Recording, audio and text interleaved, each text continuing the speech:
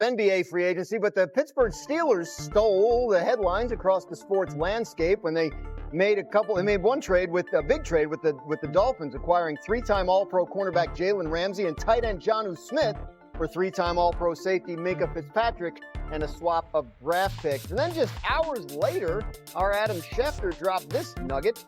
In recent weeks, multiple teams have been discussing whether they can trade for TJ Watt. You just signed JJ, he's retired, who skipped the team's most recent minicamp. Watt is unhappy with his contract situation, and sources believe outside team interest is likely to increase given yesterday's trade. A lot of reaction pouring into this. Our own Dan Orlovsky summed it up best when he tweeted, "What is going on?" with no punctuation or anything. I don't know. I mean, Dan could be like in line at Disney, and like it's not moving, and we don't know. But let's assume that he was talking about everything the Steelers were up to yesterday, and Adam reporting that. We have Jeremy Fowler here. Jeremy, what is going on in Pittsburgh?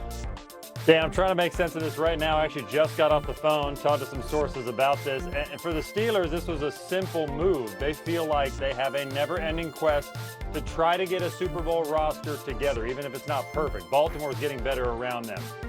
The Cincinnati Bengals offense is getting better. So they figured Jalen Ramsey was a clear upgrade, that they have a guy who can play inside, traditional cornerback. He can play safety. But to them, this is not, the source I just talked to actually scoffed at the all-in notion. They said, we do this every year. This is just what we need to do to try to surround not only the team with the winner, but Aaron Rodgers. They feel like they have the best quarterback outlook they've had in 5 years. They have a capable option. They are trying to maximize it now. And as for the TJ Watt situation, I was told this is sort of the cost of doing business. These negotiations get tricky, they get sticky, they're hard to go through. The Steelers remain optimistic that they can try to reach a deal with Watt at some point. That would be the goal. Executives I've talked to with some other teams do not expect Watt to be traded. It is interesting. Teams are talking about this, what it would take to potentially acquire him, but there's not a lot of feeling or sense around the league I get that he's going to be moved. Sure. I mean, as long as he's unsigned and seemingly unhappy, I'm sure there'll be plenty of conversations in front offices about, hey, do you guys think we could possibly do this? But as of now, it seems like he'll be in Pittsburgh and they'll probably get him signed. In terms of the trade that went down yesterday and the sort of overhaul of the secondary, bringing in the new tight end, EJ, what did you think about the Steelers' move?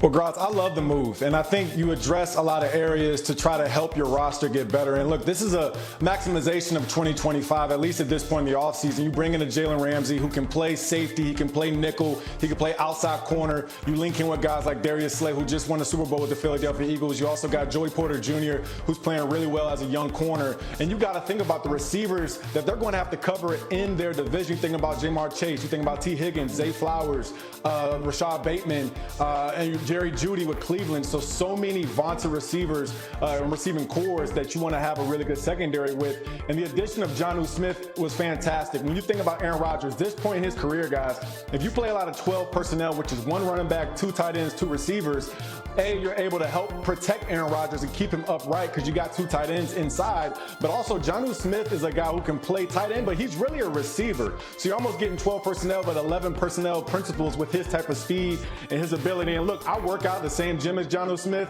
This guy's been working his tail off the entire offseason. So I was really happy to see him get rewarded, obviously, with a new move now going to Pittsburgh. And I guarantee you, Arthur Smith is going to feature him in this offense. You think back when Arthur Smith was the offensive coordinator with the Tennessee Titans, that's where Jonnu Smith had a lot of success earlier in his career as well. So it all makes a ton of sense for the Steelers, and I think it makes sense for the Dolphins too.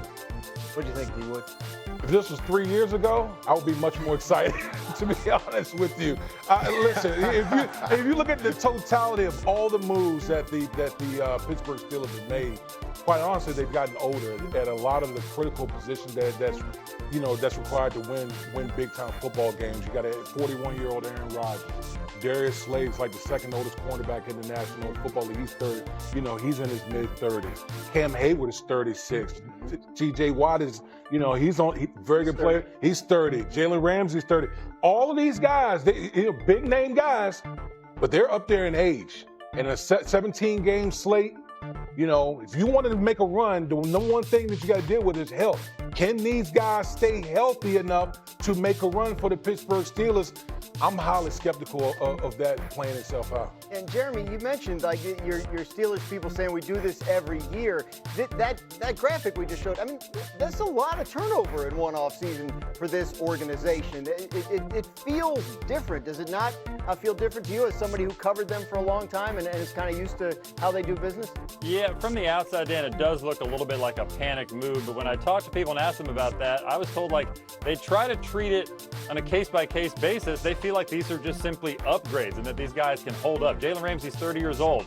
Steelers feel like he has a lot of juice. He's not playing like an old player. Jonnu Smith was one of the best yards after catch players in the entire league last year. So they feel like he's going to get Aaron Rodgers easy yards. When they trade DK Metcalf and replace him with George Pickens, moving him to Dallas, they feel like that's better for the locker room too, not only from an ability standpoint. So they feel like they've gotten better, but it's not going to last. This is not a 2026 conversation. This is 2025, and it does feel very boom or bust for a team that never rebuilds and always tries to hang in there, but sort of stuck living in the middle right now in that 9 or 10 win range. They're trying to get over that hump. Yeah, boom or bust is interesting because the possibility includes bust. And EJ, I mean, like if we talk about like what could go wrong in Pittsburgh, like if it goes really badly, do you think, I mean, it could be even more changes there next offseason? Well, that's always something that's on the table, Graz. But I mean, ultimately, if you bring in a quarterback like Aaron Rodgers, and I remember having some conversations with people in that building, and they were patient with Aaron Rodgers. They said, look, we don't mind going through the draft and having Cam Ward and Shadur Sanders, all these guys available, but they end up going with Will Howard, who I think is more of a developmental quarterback, and it's a good plan because now you bring in Aaron Rodgers. So sure, there are abilities where this doesn't go right, but ultimately, if I'm the Steelers, you got to entice a guy like Aaron Rodgers to want to, come and join your football team. And why not try to load up in all the areas where you can play really good defense? You also have a solid offensive line with some young players up front. And so I expect good things to come out of Pittsburgh. And look, Woody makes a great point. Like, if these guys aren't healthy, then all is lost. But ultimately, this is the best way to try to vaunt up your roster, have some depth as well with some young guys behind these starters. And I still think they can go out there and win some playoff games.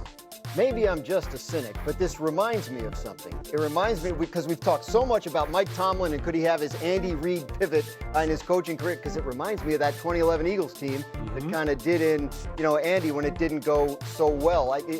Do you imagine that the bottom could fall out here? It could, absolutely. And listen, Mike Tomlin's a Hall of Fame head coach. We all understand that. But again, I go back to my original point is a lot of the critical positions for the Pittsburgh Steelers, those guys are older. Yeah. Okay, and so that's what you're relying upon if you're the Pittsburgh Steelers. You push your chips all in for this year with all the name brands that you've brought in. But if this thing goes sideways, I look at a possible reboot for the Pittsburgh Steelers in 2026. Which is something we have not seen in a very long time. Certainly interesting, and we'll certainly keep an eye on it going forward.